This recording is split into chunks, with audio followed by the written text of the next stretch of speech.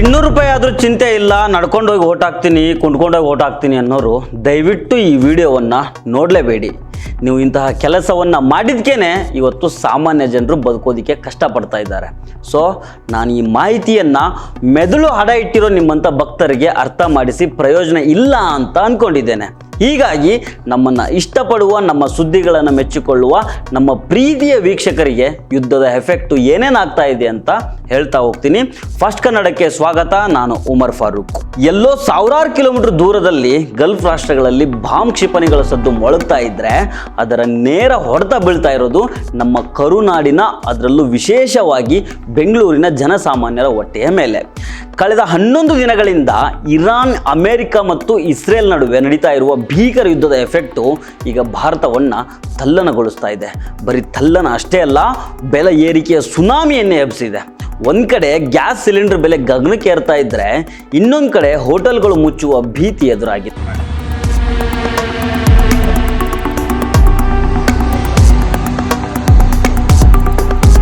Auto meter ದರ ಏರಿಕೆಗೆ ಚಾಲಕರು ಪಟ್ಟು ಹಿಡಿದಿದ್ದಾರೆ.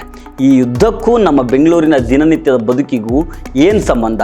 ಸರ್ಕಾರಗಳು ಕೇವಲ ಗೃಹ ಬಳಕೆಗೆ ಆದ್ಯತೆ ನೀಡಿ ವಾಣಿಜ್ಯ ಬಳಕೆದಾರರನ್ನು, ಲಕ್ಷಾಂತರ ಜನರ ಹೊಟ್ಟೆ ತುಂಬಿಸುವ ಹೋಟೆಲ್ ಉದ್ಯಮವನ್ನು ಬೀದಿಗೆ ತಳ್ತಾ ಇದೆಯಾ? ಈ ಎಲ್ಲ ಪ್ರಶ್ನೆಗಳಿಗೆ ಇವತ್ತಿನ ಈ ಎಪಿಸೋಡ್ನಲ್ಲಿ ಉತ್ತರವನ್ನು ಕಂಡುಕೊಳ್ಳೋಣ. ಈ ವಿಡಿಯೋವನ್ನು ಕೊನೆ ತನಕ ಮಿಸ್ ಮಾಡದೆ ನೋಡಿ. ಮೊದಲಿಗೆ ಈ ಬೆಲೆ ಏರಿಕೆಯ ಮೂಲ ಕಾರಣವನ್ನು ಹುಡುಕೋಣ. ಯುದ್ಧ ಆರಂಭವಾಗಿ ಇವತ್ತಿಗೆ ಸರಿಯಾಗಿ 11 ದಿನಗಳಾಗಿದ್ದಾವೆ. ಈ 11 ದಿನಗಳಲ್ಲಿ ಜಾಗತಿಕ ಮಾರುಕಟ್ಟೆಯಲ್ಲಿ ಒಂದು ಕಲ್ಲೋಲ ಸೃಷ್ಟಿಯಾಗಿದೆ. ಆರ್ಥಿಕ ತಜ್ಞರು ಹೇಳುವ ಪ್ರಕಾರ ಭವಿಷ್ಯದಲ್ಲಿ ಇದು ಇನ್ನಷ್ಟು ಭೀಕರ ಆಗ್ತದೆ. ಇದಕ್ಕೆ ಪ್ರಮುಖ ಕಾರಣ ಹಾರ್ಮುಜ್ ಜಲಸಂಧಿ ಮುಚ್ಚಿರೋದು. ನೋಡಿ, ಈ ಹಾರ್ಮುಜ್ ಜಲಸಂಧಿ ಮೂಲಕನೇ ಭಾರತಕ್ಕೆ ಬಹುಪಾಲು ಸರಕುಗಳು ಮತ್ತು ತೈಲ ಪೂರೈಕೆ ಆಗಬೇಕು. ಆದರೆ ಯುದ್ಧದ ಕಾರ್ಮೋಡದಿಂದಾಗಿ ಈ ಜಲಮಾರ್ಗ ಬಂದ್ ಆಗಿದೆ. ಇದರ ಪರಿಣಾಮ ಏನಾಗಿದೆ? ಭಾರತಕ್ಕೆ ಬರಬೇಕಾಗಿದ್ದ ಹಡಗುಗಳು ಈಗ ದಕ್ಷಿಣ ಆಫ್ರಿಕಾದ ಗುಡ್ ಹೋಪ್ ಶಿಖರವನ್ನು ಬಳಸಿ ಸಾವಿರಾರು ಕಿಲೋಮೀಟರ್ ಸುತ್ತು ಬಳಸಿ ಬರಬೇಕಾದ ಅನಿವಾರ್ಯತೆ ಸೃಷ್ಟಿಯಾಗಿದೆ. ಇದರಿಂದಾಗಿ ಸಾಗಾಟದ ವೆಚ್ಚ ದುಪ್ಪಟ್ಟಾಗಿದೆ. ಈ ಹೆಚ್ಚುವರಿ ವೆಚ್ಚವನ್ನು ತೈಲ ಕಂಪ್ನಿಗಳು ಯಾರ ತಲೆ ಕಟ್ತವೆ? ಖಂಡಿತವಾಗಿಯೂ ನಿಮ್ಮಂತಹ ಸಾಮಾನ್ಯ ಗ್ರಾಹಕರ ತಲೆಗೆ. ಆರ್ಥಿಕ ತಜ್ಞರು ಸ್ಪಷ್ಟವಾಗಿ ಎಚ್ಚರಿಕೆಯನ್ನು ಕೊಟ್ಟಿದ್ದಾರೆ. ಒಂದು ವೇಳೆ ಯುದ್ಧ ಹೀಗೇನೆ ಮುಂದುವರೆದ್ರೆ ಭಾರತದ ಅರ್ಥವ್ಯವಸ್ಥೆಯ ಮೇಲೆ ತೀವ್ರ ಪರಿಣಾಮವನ್ನು ಬೀರುತ್ತೆ. ಪ್ರತಿಯೊಂದು ವಸ್ತುಗಳ ಬೆಲೆ ಮಿತಿ ಮೀರಿ ಏರಿಕೆ ಆಗುತ್ತೆ. ಸರ್ಕಾರಗಳು ಈ ಬಗ್ಗೆ ಮುನ್ನೆಚ್ಚರಿಕೆಯನ್ನು ವಹಿಸ್ಕೊಂಡಿದೆಯಾ? ಪರ್ಯಾಯ ವ್ಯವಸ್ಥೆ ಏನಾದರೂ ಮಾಡ್ಕೊಂಡಿದೆಯಾ? ಉತ್ತರ ಮಾತ್ರ 0. ಈ ಯುದ್ಧದ ಅತಿ ದೊಡ್ಡ ಬಲಿಪಶು ಯಾರು ಗೊತ್ತಾ? ನಮ್ಮ ಅನ್ನದಾತರಾಗಿರುವ ಹೋಟೆಲ್ ಬಿಸ್ನೆಸ್ಸು. ಹೋಟೆಲ್ ಉದ್ಯಮಕ್ಕಂತೂ ಈ ಬೆಲೆ ಏರಿಕೆ ವಿಪರೀತ ಮಟ್ಟದಲ್ಲಿ ಬಿಸಿ ಮುಟ್ಟಿಸಿದೆ. ಕಮರ್ಷಿಯಲ್ ಸಿಲಿಂಡರ್ ಬೆಲೆ ಏಕಾಏಕಿ 115 ರೂಪಾಯಿಗಳಷ್ಟು ಏರಿಕೆ ಆಗಿದೆ. ಇದು ಕೇವಲ ಬೆಲೆ ಏರಿಕೆಯ ಸಮಸ್ಯೆ ಅಲ್ಲ, ಪೂರೈಕೆಯ ಸಂಪೂರ್ಣ ಸ್ಥಗಿತದ ಸಮಸ್ಯೆ. ಬೆಂಗಳೂರು ಹೋಟೆಲ್ಗಳ ಸಂಘ ಸ್ಪಷ್ಟವಾಗಿ ಹೇಳಿಕೊಂಡಿದೆ. ಮಾರ್ಚ್ 10ರಿಂದ ಈ ನಗರದಲ್ಲಿ ಹೋಟೆಲ್ ಮತ್ತು ರೆಸ್ಟೋರೆಂಟ್ ಕಾರ್ಯಾಚರಣೆಗಳ ಮೇಲೆ ಭಾರಿ ಪರಿಣಾಮ ಬೀರುತ್ತೆ. ವಾಣಿಜ್ಯ ಅನಿಲ ಸಿಲಿಂಡರ್ಗಳ ಪೂರೈಕೆಯಲ್ಲಿ ಹಠಾತ್ ಮತ್ತು ಸಂಪೂರ್ಣ ಸ್ಥಗಿತಗೊಂಡಿದೆ. ಗ್ಯಾಸ್ ಇಲ್ಲ ಅಂದರೆ ಅಡುಗೆ ಮಾಡೋದಾದ್ರೆ ಹೇಗೆ ಅನ್ನೋ ಪ್ರಶ್ನೆ ಮೂಡ್ತಾ ಇದೆ. ಇವತ್ತಿನಿಂದಲೇ ಹೋಟೆಲ್ಗಳನ್ನು ಬಂದ್ ಮಾಡಿ ಪ್ರತಿಭಟನೆಯನ್ನು ಹೋಟೆಲ್ ಮಾಲೀಕರು ಮಾಡ್ತಾ ಇದ್ದಾರೆ. ಅನೇಕ ಸಣ್ಣ ಪುಟ್ಟ ಹೋಟೆಲ್ಗಳಂತೂ ಶಾಶ್ವತವಾಗಿ ಮುಚ್ಚಿ ಹೋಗುವ ಭೀತಿಯಲ್ಲಿದ್ದಾವೆ. ಬೆಂಗಳೂರು ಕೇವಲ IT ಸಿಟಿ ಅಷ್ಟೇ ಅಲ್ಲ, ಇಲ್ಲಿ ಲಕ್ಷಾಂತರ ವಿದ್ಯಾರ್ಥಿಗಳು, ವೈದ್ಯಕೀಯ ವೃತ್ತಿಪರರು, ಬ್ಯಾಚುಲರ್ಗಳು ದೈನಂದಿನ ಊಟಕ್ಕಾಗಿ ಹೋಟೆಲ್ಗಳನ್ನೇ ಅವಲಂಬನೆ ಮಾಡಿಕೊಂಡಿದ್ದಾರೆ. ತೈಲ ಕಂಪ್ನಿಗಳು 70 ದಿನಗಳ ತನಕ ನಿರಂತರವಾಗಿ ಅನಿಲ ಪೂರೈಕೆಯನ್ನು ಖಾತರಿಪಡಿಸಿವೆ ಅನ್ನೋ ನಿಯಮ ಇದ್ರೂ ಈ ಹಠಾತ್ ಸ್ಥಗಿತಕ್ಕೆ ಯಾರು ಹೊಣೆ ಸ್ವಾಮಿ? ಸಂಬಂಧಪಟ್ಟ ಕೇಂದ್ರ ಸಚಿವರು ಕೂಡಲೇ ಮಧ್ಯಪ್ರವೇಶ ಮಾಡಿಲ್ಲ ಅಂದರೆ ಹೋಟೆಲ್ ಉದ್ಯಮ ಅಷ್ಟೇ ಅಲ್ಲ, ಅದನ್ನು ನಂಬಿರುವ ಜನಸಾಮಾನ್ಯರು ಕೂಡ ಉಪವಾಸ ಬೀಳಬೇಕಾಗತ್ತೆ. ಬರೀ ಬೆಂಗಳೂರು ಅಷ್ಟೇ ಅಲ್ಲ, ಸಾಂಸ್ಕೃತಿಕ ನಗರಿ ಮೈಸೂರಿನ ಪರಿಸ್ಥಿತಿ ಕೂಡ ಇದೇ ರೀತಿ ಆಗಿದೆ. 3 ಬಾರಿ ಬೆಲೆ ಏರಿಕೆ ಆಗಿದೆ. ಪೂರೈಕೆಯಲ್ಲಿ 50% ಕಡಿಮೆ ಆಗಿದೆ. ಇದೇ ಪರಿಸ್ಥಿತಿ ಮುಂದುವರೆದ್ರೆ 2-3 ದಿನಗಳಲ್ಲಿ ಹೋಟೆಲ್ ಉದ್ಯಮ ಸಂಪೂರ್ಣವಾಗಿ ಸ್ಥಗಿತಗೊಳ್ಳುತ್ತೆ. ಬೆಲೆ ಏರಿಕೆಯನ್ನು ಗ್ರಾಹಕರಿಗೆ ವರ್ಗಾಯಿಸಿದರೆ ಜನ ಹೋಟೆಲ್ ಕಡೆ ತಲೆ ಹಾಕಿ ಮಲಗೋದಿಲ್ಲ. ಹಾಗಾದರೆ ಈ ಉದ್ಯಮ ಉಳಿಯೋದಾದರೂ ಹೇಗೆ ಅನ್ನೋ ಪ್ರಶ್ನೆಗಳು ಇಲ್ಲಿ ಕೇಳಿ ಬರ್ತಾ ಇದ್ದಾವೆ. ಈಗ ಸಿಲಿಕಾನ್ ಸಿಟಿ ಬೆಂಗಳೂರಿನ PGಗಳ ಕಡೆಗೆ ಬರೋಣ. ಇಲ್ಲಿ ನಮ್ಮ ಬೆಂಗಳೂರಲ್ಲಿ ಬರೋಬ್ಬರಿ 15,000 PGಗಳಿದ್ದಾವೆ. ಅದರಲ್ಲಿ 10 ಲಕ್ಷಕ್ಕೂ ಹೆಚ್ಚು ಯುವ ಜನರು ವಾಸ ಮಾಡ್ತಾ ಇದ್ದಾರೆ. ದಿನಕ್ಕೆ 3 ಹೊತ್ತು ಊಟ ಕೊಡೋ ಈ PGಗಳು ಈಗ ಗ್ಯಾಸ್ ಇಲ್ಲದೆ ಕಂಗಾಲಾಗಿದ್ದಾವೆ. PGಗಳಿಗೆ ಕಮರ್ಷಿಯಲ್ ಗ್ಯಾಸು ಸಿಗ್ತಾ ಇಲ್ಲ. ಇರುವ ಸಿಲಿಂಡರ್ನಲ್ಲಿ ಇನ್ನೊಂದು ವಾರ ಮಾತ್ರ ಕಳಿಬಹುದು. ಆಮೇಲೆ ಏನು ಮಾಡೋ ಅನ್ನೋ ಪ್ರಶ್ನೆ PG ಮಾಲೀಕರ ಸಂಘದಿಂದ ಕೇಳಿ ಬರ್ತಾ ಇದ್ದಾರೆ. ಇದರ ಪರಿಣಾಮವಾಗಿ ಇವತ್ತಿನಿಂದಾನೇ PGಗಳಲ್ಲಿ ಊಟದ ಮೆನು ಬದಲಾಗ್ಬಿಟ್ಟಿದೆ. ಕೇಳಿಸ್ಕೊಳ್ಳಿ ವೀಕ್ಷಕರೇ, ಗ್ಯಾಸ್ ಉಳಿಸೋದಕ್ಕೆ ಈಗ PGಗಳಲ್ಲಿ ಚಪಾತಿ ರೊಟ್ಟಿ ಮಾಡೋದನ್ನು ನಿಲ್ಲಿಸಲಾಗಿದೆ. ಕೇವಲ ಅನ್ನ ಸಾಂಬಾರು ಪಲಾವ್ನಂತಹ ಕಡಿಮೆ ಗ್ಯಾಸ್ ಬೇಡುವ ಪದಾರ್ಥಗಳನ್ನು ಮಾತ್ರ ಕೊಡೋದಕ್ಕೆ ನಿರ್ಧಾರ ಮಾಡಲಾಗಿದೆ. ಗ್ಯಾಸ್ ದರ ಹೆಚ್ಚಾದರೂ ಸದ್ಯಕ್ಕೆ PG ಶುಲ್ಕ ಏರಿಸೋದಿಲ್ಲ ಅಂತ ಮಾಲೀಕರು ಹೇಳ್ಕೊಂಡಿದ್ದಾರೆ. ಆದರೆ ಈ ಪರಿಸ್ಥಿತಿ ಹೀಗೆ ಮುಂದುವರೆದ್ರೆ ನಾಳೆ ಆ ಹೊರೆ ಕೂಡ ವಿದ್ಯಾರ್ಥಿಗಳು ಮತ್ತು ಉದ್ಯೋಗಿಗಳ ಮೇಲೇ ಬೀಳುತ್ತೆ.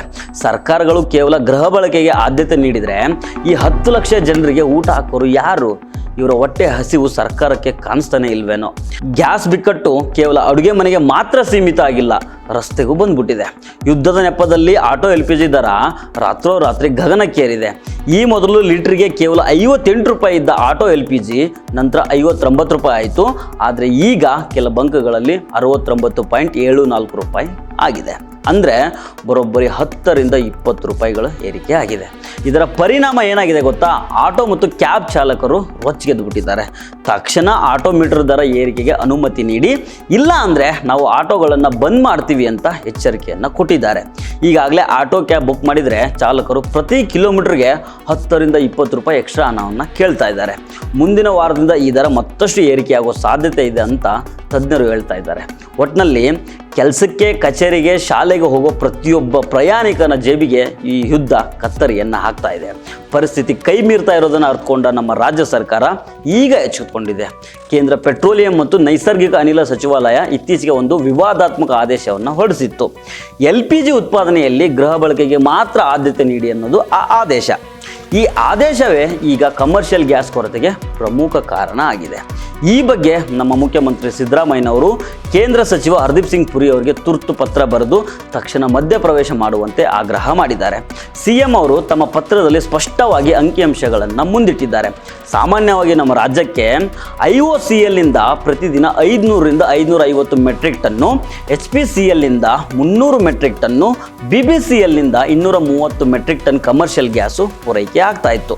ಆದರೆ ಈಗ ಏಕಾಏಕಿ ಈ ಪೂರೈಕೆಯಲ್ಲಿ ಅಚಾನಕ್ ವ್ಯತ್ಯಾಸ ಆಗಿದೆ. ಸಣ್ಣ ಹೋಟೆಲ್ಗಳು, ಮೆಸ್ಗಳು, ಕ್ಯಾಟರಿಂಗ್ ಘಟಕಗಳು ಮುಚ್ಚುವ ಹಂತಕ್ಕೆ ತಲುಪಿದ್ದಾವೆ ಅಂತ CM ಸಿದ್ದರಾಮಯ್ಯ ಕಳವಳ ವ್ಯಕ್ತಪಡಿಸಿದ್ದಾರೆ. ನಮ್ಮ ಪ್ರಶ್ನೆ ಇಷ್ಟೇ, ಕೇಂದ್ರ ಸರ್ಕಾರ ಗೃಹ ಬಳಕೆಗೆ ಆದ್ಯತೆ ನೀಡಿದ್ದು ಸರಿನೇ, ಅದನ್ನು ತಪ್ಪಂತ ಹೇಳೋದಕ್ಕಾಗೋದಿಲ್ಲ. ಆದರೆ ಕಮರ್ಷಿಯಲ್ ಬಳಕೆಯನ್ನೇ ಸಂಪೂರ್ಣವಾಗಿ ಕಡೆಗಣಿಸಿರೋದು ಎಷ್ಟರ ಮಟ್ಟಿಗೆ ಸರಿ? ಹೋಟೆಲ್ಗಳನ್ನು ನಂಬಿಕೊಂಡಿರುವ ಲಕ್ಷಾಂತರ ಜನರ ಬಗ್ಗೆ ಕೇಂದ್ರ ಸರ್ಕಾರಕ್ಕೆ ಕಾಳಜಿ ಇಲ್ವಾ? ಯುದ್ಧದ ನೆಪವೊಡ್ಡಿ ಪೂರೈಕೆಯನ್ನೇ ಕಡಿತ ಮಾಡುವ ತೈಲ ಕಂಪನಿಗಳ ವಿರುದ್ಧ ನಮ್ಮ ಕೇಂದ್ರ ಸರ್ಕಾರ ಯಾಕೆ ಕಠಿಣ ಕ್ರಮವನ್ನು ತೆಗೆದುಕೊಳ್ತಾ ಇಲ್ಲ? ಇದೆಲ್ಲದರ ನಡುವೆ ಜನಸಾಮಾನ್ಯರಲ್ಲಿ ಇನ್ನೊಂದು ದೊಡ್ಡ ಆತಂಕ ಶುರುವಾಗಿದೆ. ಗ್ಯಾಸ್ ಸಿಗ್ತಾ ಇಲ್ಲ, ನಾಳೆ ಪೆಟ್ರೋಲ್ ಡೀಸೆಲ್ ಕೂಡ ಸಿಗೋದಿಲ್ವೇನೋ ಅನ್ನೋ ಭಯ ಜನರನ್ನ ಕಾಡ್ತಾ ಇದೆ. ಕೆಲವು ಕಡೆ ಪೆಟ್ರೋಲ್ ಬಂಕ್ಗಳಿಗೆ ಜನ ಮುಗಿಬಿದ್ದಿದ್ದಾರೆ. ನೀರಿನ ಟ್ಯಾಂಕ್ಗಳಲ್ಲಿ ಇಂಧನವನ್ನು ತುಂಬಿಸ್ಕೊಂಡು ಹೋಗ್ತಾ ಇರೋ ವಿಡಿಯೋಗಳು ವೈರಲ್ ಆಗ್ತಾ ಇದ್ದಾವೆ. ಆದರೆ ದಯವಿಟ್ಟು ಗಮನಿಸಿ, ಅಖಿಲ Karnataka federation of petroleum traders ಈ ಬಗ್ಗೆ ಸ್ಪಷ್ಟನೆಯನ್ನು ಕೊಟ್ಟಿದೆ. ರಾಜ್ಯದ ಎಲ್ಲೂ ಕೂಡ ಪೆಟ್ರೋಲ್ ಮತ್ತು ಡೀಸೆಲ್ ಕೊರತೆ ಇಲ್ಲ. BPCL, HPCL ಮತ್ತು IOCL ಸಂಸ್ಥೆಗಳಲ್ಲಿ ಸಾಕಷ್ಟು ತೈಲ ಸಂಗ್ರಹ ಇದೆ. ರಾಜ್ಯದ ಎಲ್ಲ ಟರ್ಮಿನಲ್ ಡಿಪೋಗಳಲ್ಲಿ ಸಮರ್ಪಕ ದಾಸ್ತಾನು ಇದೆ. ಹಾಗಾಗಿ ದಯವಿಟ್ಟು ಪ್ಯಾನಿಕ್ ಬೈಯಿಂಗ್ ಮಾಡಬೇಡಿ, ಅನಗತ್ಯವಾಗಿ ಇಂಧನವನ್ನು ಸಂಗ್ರಹ ಮಾಡಿಟ್ಕೊಳ್ಬೇಡಿ ಅಂತ ಫೆಡರೇಷನ್ ಸಾರ್ವಜನಿಕರಲ್ಲಿ ಮನವಿ ಮಾಡಿದೆ. ಪೆಟ್ರೋಲ್ ಡೀಲರ್ಗಳಿಗೂ ಜವಾಬ್ದಾರಿಯುತವಾಗಿ ಸೇವೆ ಸಲ್ಲಿಸುವಂತೆ ಸೂಚನೆಯನ್ನು ಕೊಡಲಾಗಿದೆ. ಹೀಗಾಗಿ ಪೆಟ್ರೋಲ್ ಡೀಸೆಲ್ ಬಗ್ಗೆ ಸದ್ಯಕ್ಕೆ ಆತಂಕ ಪಡುವಂತಹ ಅಗತ್ಯ ಏನಿಲ್ಲ. ಪ್ರಿಯ ವೀಕ್ಷಕರೇ, ಇರಾನ್ ಮತ್ತು ಅಮೆರಿಕ ನಡುವಿನ ಗುದ್ದಾಟ ನಮ್ಮ ದೇಶದ ಆರ್ಥಿಕತೆಯ ರಕ್ತನಾಳಗಳನ್ನೇ ಬಿಗಿ ಮಾಡ್ತಾ ಇದೆ. ಹೋಟೆಲ್ ಮಾಲೀಕರ ಪರದಾಟ, PG ವಿದ್ಯಾರ್ಥಿಗಳ ಹಸಿವು, ಆಟೋ ಚಾಲಕರ ಆಕ್ರೋಶ ಮತ್ತು ಪ್ರಯಾಣಿಕರ ಕಣ್ಣೀರು ಇವೆಲ್ಲವೂ ಸದ್ಯದ ವಾಸ್ತವ. ಯುದ್ಧದ ಕಾರ್ಮೋಡವನ್ನು ನಾವು ನಿಯಂತ್ರಿಸೋದಕ್ಕೆ ಆಗದೇ ಇರಬಹುದು, ಆದರೆ ಅದರ ಪರಿಣಾಮಗಳನ್ನು ಸಮರ್ಥವಾಗಿ ನಿಭಾಯಿಸುವ ಜವಾಬ್ದಾರಿ ನಮ್ಮ ಸರ್ಕಾರಗಳ ಮೇಲಿದೆ. ಕೇಂದ್ರ ಮತ್ತು ರಾಜ್ಯ ಸರ್ಕಾರಗಳು ಕೇವಲ ತಮ್ಮ ಪತ್ರ ವ್ಯವಹಾರಕ್ಕೆ ಸೀಮಿತವಾಗದೆ ಕೂಡಲೇ ಯುದ್ಧೋಪಾದಿಯಲ್ಲಿ ಪರ್ಯಾಯ ವ್ಯವಸ್ಥೆಯನ್ನು ಮಾಡಿಕೊಳ್ಬೇಕಾಗಿದೆ. ಇನ್ನು ಅಲ್ಲಿ ಯುದ್ಧ ಆದಾಗ ಇಲ್ಲಿ ಇದೆಲ್ಲ ಸಾಮಾನ್ಯ ಅಂತ ಕಮೆಂಟ್ ಮಾಡಿ ಭಕ್ತಿಯನ್ನು ತೋರಿಸೋದಕ್ಕೆ ಬರಬೇಡಿ. ಸರ್ಕಾರದ ವಿದೇಶಾಂಗದ ನೀತಿ ಮೇಲೆ ಇದೆಲ್ಲ ಅವಲಂಬಿತ ಆಗಿರುತ್ತೆ. ನಮ್ಮ ಸರ್ಕಾರಕ್ಕೆ ಇನ್ನೊಂದು ದೇಶ ಡೆಡ್ಲೈನ್ ಕೊಡುತ್ತೆ ಅಂದರೆ ಈ ಸರ್ಕಾರದ ದೌರ್ಬಲ್ಯದಿಂದಾಗಿ ನಾವು ಈ ದೇಶದ ಪ್ರಜೆಗಳು ಸಹ ಇಲ್ಲಿ ಕಷ್ಟ ಅನುಭವಿಸಬೇಕಾಗಿ ಬರ್ತಾ ಇದೆ. ಇದರ ಬಗ್ಗೆ ನಿಮ್ಮ ಅಭಿಪ್ರಾಯ ಏನು? ಈ ಬೆಲೆ ಏರಿಕೆಯಿಂದ ನಿಮ್ಮ ದೈನಂದಿನ ಬದುಕಿನ ಮೇಲೆ ಎಷ್ಟರ ಮಟ್ಟಿಗೆ ಪರಿಣಾಮ ಬೀರಿದೆ ಕಮೆಂಟ್ ಮೂಲಕ ನಮಗೆ ತಿಳಿಸಿ. ನಮಸ್ಕಾರ.